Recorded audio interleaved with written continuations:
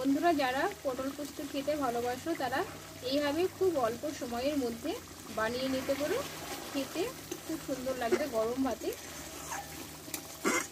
নমস্কার বন্ধুরা, আমি কাকুলি কিচেন হাউসে সবাইকে স্বাগত জানিয়ে প্রতিদিনকে আমি তোমাদের কাছে একটা নতুন রেসিপি নিয়ে চলে এসেছি। তা আজকে রেসিপি আশা করি তোমাদের ভালো লাগবে। আজকে আমি তোমাদের বানিয়ে দেখাবো পটল পোস্ত খুব অল্প সময়ের মধ্যে। প্রথম থেকে শেষ অবধি দেখতে থাকো ভিডিওটা। তাহলে চলো শুরু করা যাক। দেখো এখানে 500 গ্রাম মতো পটলটা ভালোভাবে আমি খোসাটা বিনিয়ে নিয়েছি। বিনিয়ে ভালো করে পরিষ্কার করে ধুয়ে আগেই নিয়েছি। দেখো এখানে একটা মিক্সি জার নিয়েছি। এই জারে আমি 2 চামচ মতো কালো সরষে দিয়ে দেবো এই চামচে, আর দেবো 2 চামচ মতো পোস্ত দিয়ে আমি 5 মিনিট মতো জল দিয়ে একটু ভিজিয়ে রাখবো।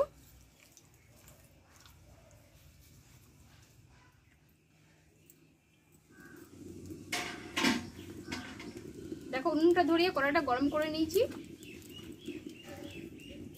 আমি এবার কড়াইয়ে সরষের তেলটা দিয়ে দেবো।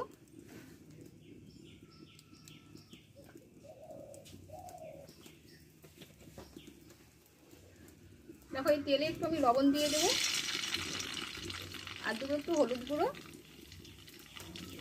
দিয়ে কেটে ধুয়ে রাখা পটলগুলো দিয়ে দেবো।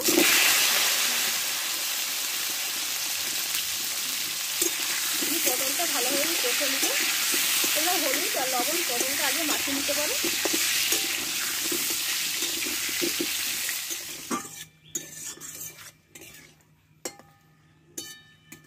দেখো পটলটা ভালোভাবে আমি কষে নিয়েছি।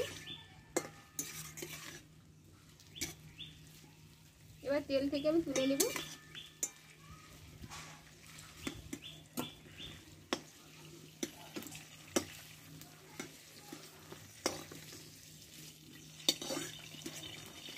বন্ধুরা 5 মিনিট যে আমি পোস্ত সরষেটা ভিজে রেখেছিলাম আমি পেস্ট করে নিয়েছি।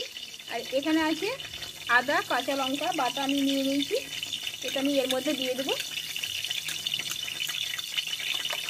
একসঙ্গে মিক্স করে নেবো সবটা। দেখো অল্প কয়েকটা কালো জিরে আমি দিয়ে দেবো, অল্প করে দেবো। আর এখানে দেবো 2টো শুকনো লঙ্কা। দেখো লঙ্কাটা একটু লালচে করে ভেজে নেব। দেখো লঙ্কাটা ভাজা হয়ে গেছে। আমি এখানে একটু হলুদ গুঁড়ো দিয়ে দেবো তেলে।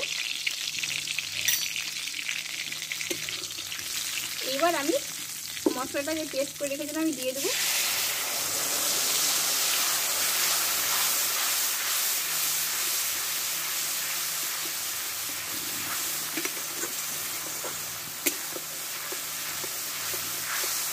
একটু কষে নেবো মশলাটাকে।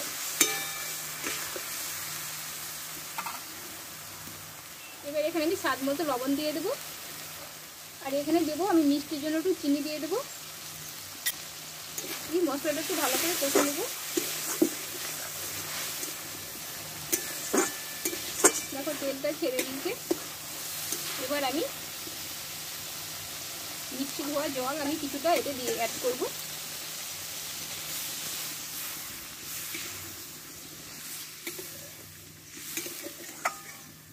দেখো এবার কষে রাখা পটলগুলো আমি দিয়ে দেবো।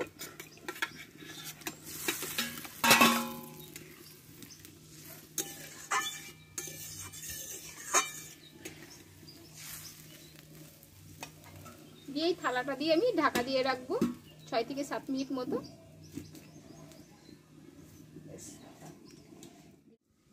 তাহলে বন্ধুরা 5 মিনিট বাদ দিয়ে আমি চলে এসেছি। এবার ঢাকনাটা আমি তুলে নেবো। এবার দেখো ঢাকনাটা তুলে নেবো।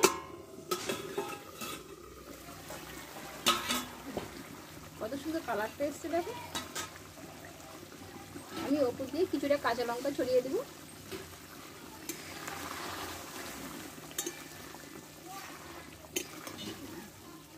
গ্রেভিটা একদম ঘন হয়ে এসছে।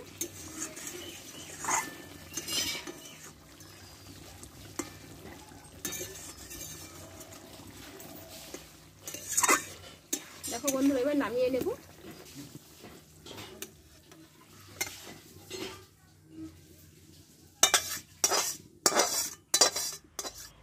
তাহলে বন্ধুরা আমার পটলের রেসিপিটা হয়ে গেল। তোমরা এইভাবে পটল পোস্ত বাড়িতে বানিয়ে দেখতে পারো, গরম ভাতে জমে যাবে। তো আমার রেসিপি যদি ভালো লাগে সেটা লাইক করে দিও, বন্ধুদের সাথে মেলা করে শেয়ার করে দিও। পরের রেসিপি নিয়ে আবার আসবো তোমাদের কাছে। তোমরা ভালো থেকো, সুস্থ থেকো, টাটা।